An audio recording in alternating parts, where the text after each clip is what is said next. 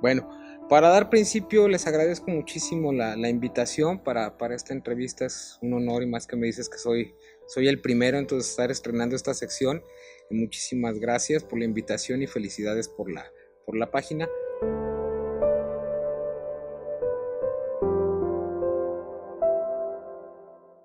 El documental del Teatro Echeverría efectivamente lo inicié ya hace algún tiempo con la idea de tratar de unificar tantas historias, tantas leyendas que había acerca del Teatro Echeverría.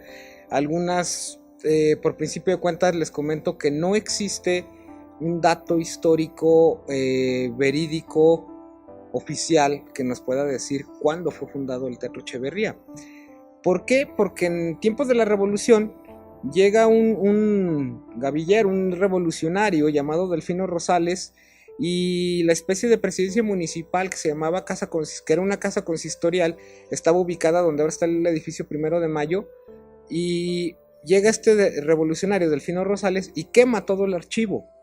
Entonces, al quemar el archivo, ahí se concentraban todos los papeles que daban origen a Fresnillo, y pues lamentablemente se perdió la historia de Fresnillo con este hecho. Inclusive ahí obviamente iba la historia del Teatro Echeverría. Entonces lo que nos queda a partir de esta fecha son puras lagunas mentales. Son lagunas históricas, perdón. Lagunas históricas que no nos permiten definir en qué condiciones se fue creando el Teatro Echeverría.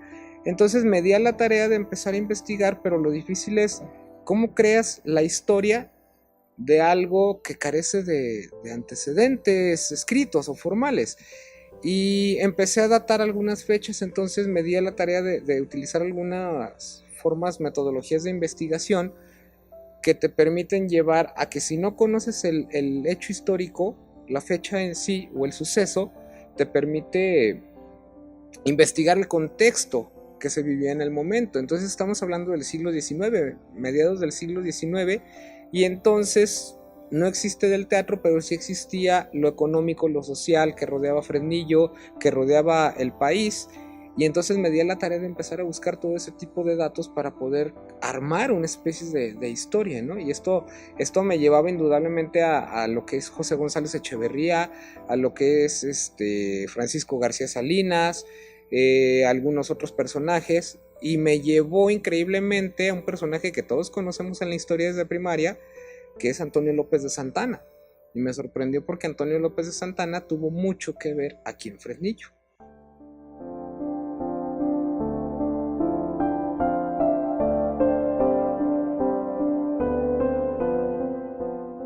Me refiero precisamente al hecho histórico. Al principio este teatro no fue construido como tal, como lo estamos viendo. La primera parte de este teatro solamente es la planta baja, se construye todo lo que es alrededor del teatro. Y me refiero a esas batallas porque nunca se ha concluido. Esa es una especie, no sé, llamarle como mala suerte, maldición, o no sé qué tenga el teatro, no sé cómo llamarle, pero nunca ha podido ser concluido desde la fecha en que se inició. Y esta primera etapa fue solamente las paredes, digamos, que lo circundan, pero solamente del primer piso. Y se utilizaba como una especie de patio de comedias. No era un teatro específicamente. Los edificios que estaban, las construcciones que están alrededor no existían. El teatro solamente era la pura cuadra. Y esa fue la primera batalla, ¿no? Empezar a edificarse. Se abandona la construcción del Teatro Echeverría y es hasta finales del siglo XIX cuando se vuelve a retomar y empiezan a colocarle los otros pisos, incluso el techo, ya para finales del siglo XIX. Que ahí hay una historia, uno de los ingenieros que estaba junto con los trabajadores caen desde la parte alta del teatro y mueren. Entonces queda ahí medio concluido el teatro, comienza a darse funciones de zarzuela, de algo de ópera, viene después como parte de cine y después se vuelve a abandonar, se vuelve a recuperar hasta los años 20, que es cuando le ponen el famoso pozo que tenemos ahí en la parte baja, que da también lugar a muchas leyendas, se vuelve a abandonar, después es arena de box, es de lucha libre, es cantina, inclusive hay quien lo etiqueta aquí que fue una especie de vecindad. O sea, fue de todo el teatro. Y siempre lo abandonaban y regresaba, abandonaba y regresaba. En los años 80 vuelve a hacer cine nuevamente. Y también después viene la especie de remodelación que le hacen en el 86, que lo convirtieron en un auditorio, que es como ahora sí, la mayoría lo conocimos, pero le mutilaron muchísimas partes. Y es hasta esta intervención donde otra vez se vuelve a intentar dejarlo completo, pero ahora todavía sigue inconcluso. Entonces, a eso me refiero del ave fénix, ¿no? Muere, vuelve a revivir, vuelve a renacer, vuelve a morir. O sea, siempre está en esta constante lucha, en esta pelea el teatro, por tratar de ser lo que originalmente se trató de que fuera, un teatro. Y es hasta esta ocasión que estamos viendo que tiene forma de teatro, ¿no? Después de más de 150 años de haberse iniciado su construcción.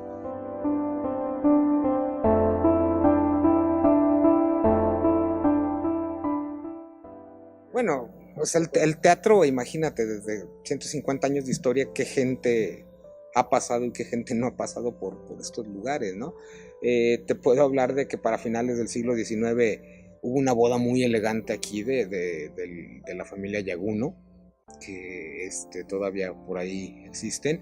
Te puedo hablar se convirtió, esta parte que estamos viendo aquí se convertía en salón de baile, se convertía en los pasillos, eran cantina, eran bar, y había muchos pleitos, había inclusive muertes, y las muertes de la gente iban y aventaban los cadáveres aquí a un lado del escenario, porque toda esa parte no existía. En la remodelación del 86 inclusive encontraron cadáveres humanos. O sea, era de todo. Era lucha libre, era box, era oficina de partidos políticos durante muchos años. O sea, ha sido de todo. Y ya actualmente, pues te puedo decir que para lo que más se utilizaba este teatro eran las graduaciones, que a mi modo de ver es un lugar que no tiene por qué estar así. O sea, es que Fresnillo es un lugar, una ciudad muy, muy especial, donde no existían los espacios y todo el mundo venía aquí al teatro a hacer sus graduaciones, a hacer espectáculos o cosas de todo. Se vuelve un espacio multidisciplinario a partir de la remodelación del 86, porque como te comento, no era un teatro, era un auditorio. Entonces a mí me tocaba ver graduaciones desde jardín de niños hasta profesional, 3, 4 graduaciones al día, que realmente deterioraron el teatro, se lo acabaron. Me tocó ver en una ocasión un evento de pesas, de concursos de pesas, que trajo un gimnasio de aquí de Fresnillo, porque lo había visto en un teatro en Estados Unidos. Y entonces imagínate los tipos cargando pesas y soltando las pesas en el escenario. O sea, era de todo, ¿no? O sea, por ese lado me tocó ver, o sea, lo típico de la trova, el Día del Músico, que son eventos que pues a mucha gente le molesta a lo mejor lo que digo, pero no son para el teatro. ¿Por qué? Porque es muchísima la cantidad que tienes de gente detrás del escenario y muchísima la cantidad que tienes como espectador. El teatro tiene una capacidad para 560 personas. A estos eventos fácil entraban 800, 900 personas. Que hasta por cuestiones de lógica y de seguridad, pues no es viable que estén aquí este tipo de eventos, ¿no? Pero por el otro lado te puedo contar muchísima gente que acudió aquí de la cultura. Te puedo contar, por ejemplo, de un pianista llamado Carlos Vázquez, recientemente falleció, que él era el heredero de la música de Manuel M. Ponce. Él convivió muchísimos años con Manuel M. Ponce y aquí lo teníamos. Te puedo hablar de otro pianista llamado Oscar Tarragó, que ha sido uno de los mejores pianistas del país. Te puedo hablar de Manuel Felgueres, un ícono en la pintura zacatecana. Te puedo hablar de muchísimos artistas que venían y pasaban aquí. Y la coincidencia con ellos es que a todos les encantó el teatro. Les encantaba este lugar, ¿no? Porque es un lugar que algo tiene que te atrae. ¿Sí? Ya en cuestión comercial, de teatro comercial, pues te puedo hablar de Chespirito con 11 y 12, que lo tuvimos aquí, a él y a Florinda Mesa.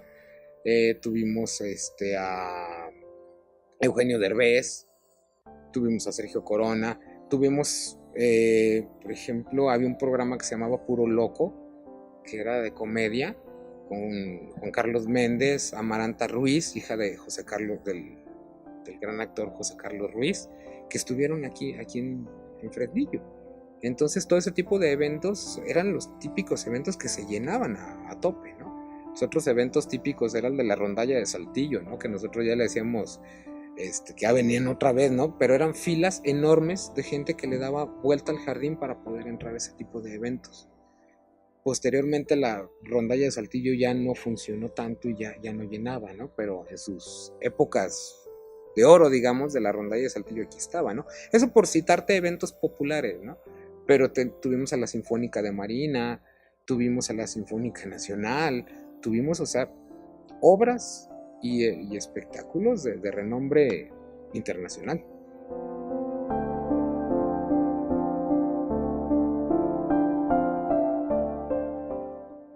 El teatro para un fresnillense lo pudiéramos también dividir en dos respuestas, ¿no? En dos sentidos. Una, el teatro como estructura física representa para un fresnillense un ícono. Y realmente cada vez estamos viendo que estos íconos se están desapareciendo en Fresnillo. O sea, quedan muy pocos. Tenemos ahora la Purificación, que ahora resulta que está en peligro de caerse. Tenemos el Ágora, tenemos el teatro y se acabó.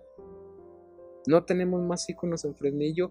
El Extemplo de la Concepción, si acaso. El edificio 1 de Mayo, que lo taparon desde 1998.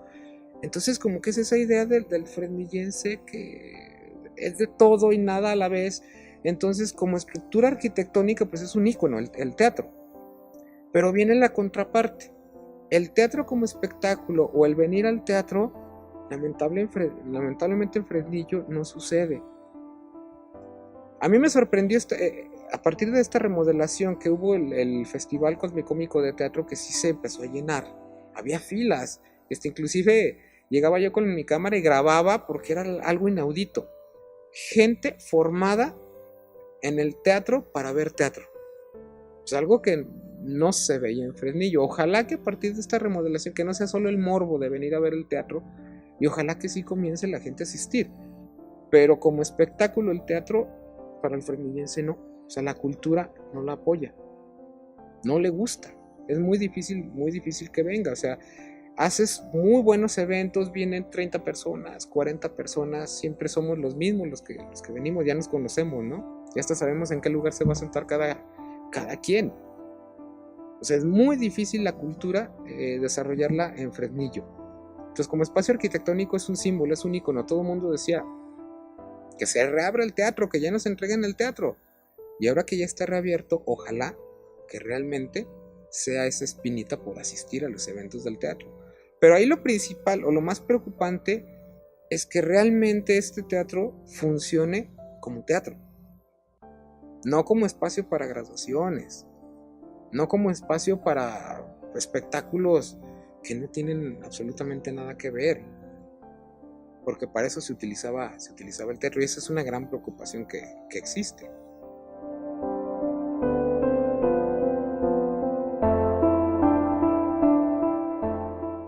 Este teatro, esa pregunta se las hice a varios de los que entrevisté y coinciden. Dices, mi casa.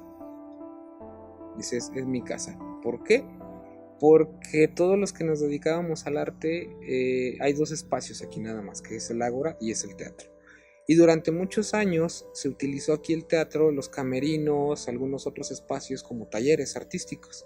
Entonces muchísima gente nació artísticamente aquí en este teatro. Las primeras exposiciones, muchos de mis alumnos de piano aquí, digamos, nacieron musicalmente. Había talleres de pintura, había talleres de música latinoamericana, de guitarra, de teatro. Entonces es un nacer aquí, y el estar en este lugar, te olvidas de todo lo que sucede afuera. O sea, no existe más mundo, solamente lo que está aquí en el teatro. Entonces es el único lugar donde te sientes realmente refugiado, te sientes apoyado, donde sigues tus gustos, donde presentas de repente una obra de teatro, presentas un recital, presentas algo, se vuelve tu casa. Y son horas y horas de convivencia con gente de otras disciplinas, pero que siguen la misma pasión, ¿no? Y se vuelve precisamente esa especie de incubadora de todos esos artistas. Entonces te puedo hablar que las nuevas generaciones de pintores como Omar Lemus, como Iván Medrano, como Edgar Ulises, teatreros como inclusive Paul Smith, Isaac Parga, muchísima gente más fresnillense, pues nacieron aquí en el teatro, ¿no? Artísticamente. Entonces por eso lo definen como su casa.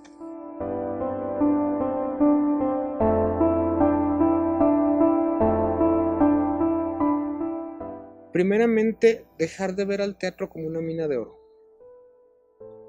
Es decir, durante muchísimos años se ha visto el teatro como un lugar donde lo rentan para cualquier tipo de evento, sacan el dinero, pero ese dinero jamás vuelve a regresar al teatro. Hay eventos específicos que se tienen que realizar aquí. ¿Cuáles son ese tipo de eventos? Los que están relacionados con el arte, la cultura, la ciencia, y hasta ahí. Y de un orden superior. Y no es que quiera hacer una discriminación, pero entendamos que hay espacios para cada tipo de actividades. O sea, no vamos a realizar un partido de fútbol en un teatro, ¿verdad? Entonces, por parte de la institución se requiere que se entienda eso primero. ¿Para qué es el teatro? ¿Qué es un teatro y para qué sirve el teatro? Segundo, urge un reglamento. Urge un reglamento de uso de este teatro. Toda esta inversión que se ha hecho, si no se controla, por ejemplo, o sea, algo tan sencillo como es el acceso de alimentos, agua embotellada, o sea, este teatro no nos va a durar más de 4 años, 5 años en los que ya esté en las mismas condiciones en las que estaba o peores. Entonces se requiere la sensibilidad de la gente que esté al frente, no solamente del teatro, porque luego te llegan órdenes superiores y se acabó, sino de gente que esté dirigiendo los destinos de este municipio, que tenga la sensibilidad para saber el uso que se le debe dar a un teatro, ¿no? Y no prestarlo para cualquier cosa.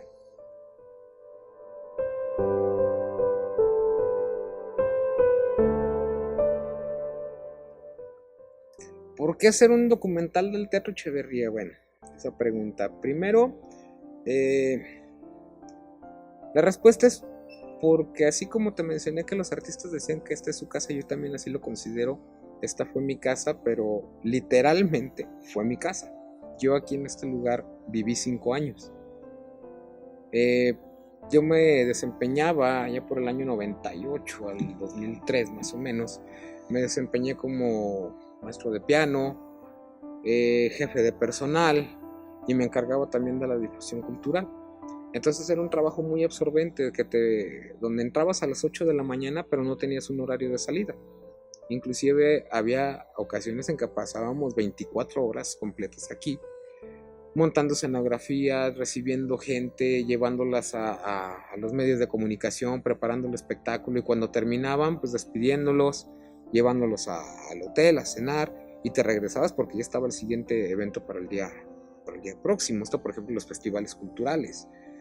Entonces yo aquí viví mucho tiempo, viví muchísimos años. De hecho, mi cama era la base del piano. Bajaba un telón y me enredaba en mi piano y ahí abajo me quedaba. Entonces es un lugar que le vas agarrando mucho cariño, mucho respeto, sobre todo por todo lo que representa, y vas conociendo infinidad de personas. O sea, gente que dices, caray, los vi en la televisión, los vi en el cine, o sé que existen, son íconos culturales, y los tengo aquí, ¿no? Platicando de tú a tú, así como estamos platicando ahorita. Eso me hereda el teatro. Entonces, el estar aquí, empecé a rastrear la historia, a preguntar, y me di cuenta, como te mencionaba al inicio, que no existe una historia unificada. Entonces, el día en que, cuando yo empiezo a buscar imágenes o datos sobre la remodelación de 1986, resulta que no existían o no me las querían prestar. Las personas que las tuvieron o las tienen, pues son como que no quieren soltar nada de esa información. Y me dije, bueno, va a empezar con un proceso de remodelación ansiado, que tenía ya más de 20 años queriéndose remodelar, y se hablaba de una necesidad de remodelación. Y dije, pues quiero documentar eso, quiero dejar una constancia de cómo estaba el teatro, cómo lo conocimos y cómo va a quedar. pero a la vez eso me permitió ir viendo realmente el interior del teatro, lo que son las paredes, lo que son las piedras, cómo está construido, cómo está realizado todo el teatro. Y era un compromiso que yo tenía de regresarle al teatro algo de lo que a mí me había dado, de tratar de manifestarle algo de historia, de estructurarle sus antecedentes y sobre todo las vivencias, lo que significa estar en un teatro. Entonces este documental ahorita ya adquiere su valor porque lo que aparece ahí ya no lo tenemos, ¿no? O sea, ya fue un teatro antes del año 2013, el proceso de remodelación y lo que tenemos ahora de aquí hacia adelante. Entonces te puedo decir que fue un compromiso que tenía yo con este teatro de regresarle algo de lo que a mí me había dado.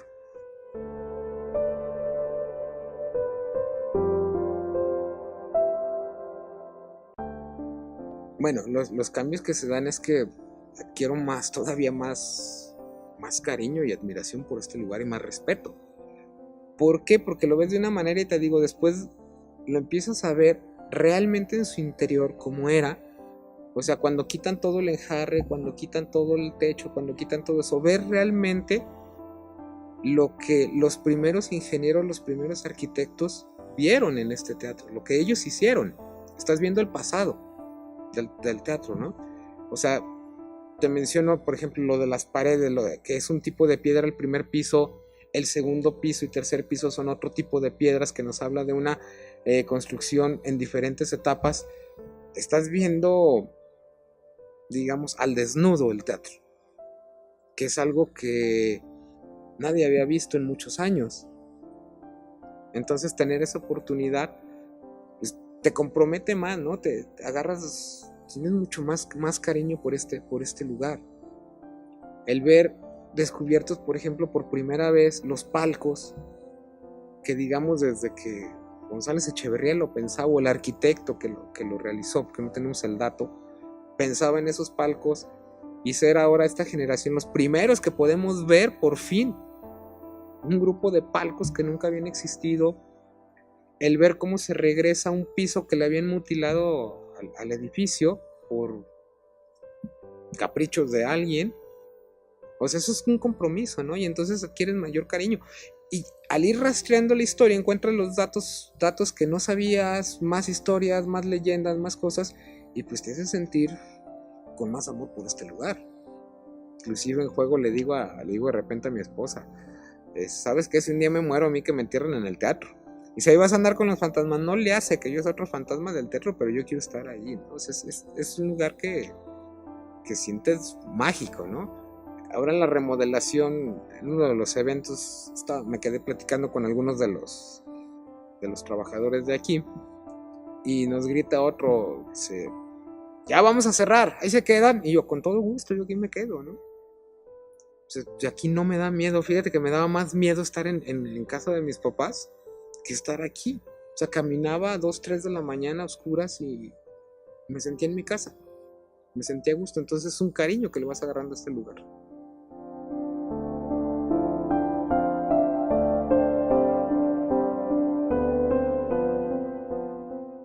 Bueno, el documental se llama El Mudo Testigo precisamente por la idea de todo lo que ha pasado. O sea, si pudiéramos personificar el teatro, ¿no? Y tener el teatro en una persona que nos contara todo por lo que ha pasado, te imaginas toda la historia, ¿no? La gente, los personajes, pleitos, o sea, aquí fue cuartel de la revolución, fue un cuartel militar, y a un costado donde se encuentra un estacionamiento público, ahí llegaban los revolucionarios, llegan las fuerzas federales, se suben aquí al teatro y acribillan a todos los que estaban ahí. Una especie de película, ¿no? Pero era real. Eso participó el teatro. Fue parte de una de leyendas donde decían que aquí fue el primer cine del país, cosa que en el documental lo desmitifico, no es cierto. Que también fue el primer foco eléctrico del país, pues no, tampoco no fue cierto.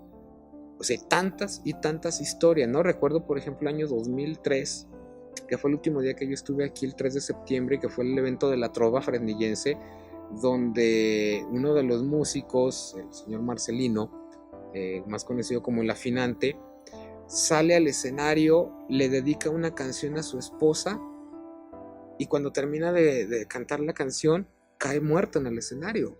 ante todo el público. Es una historia que dices, qué muerte tan bonita. Y todo eso es testigo este lugar.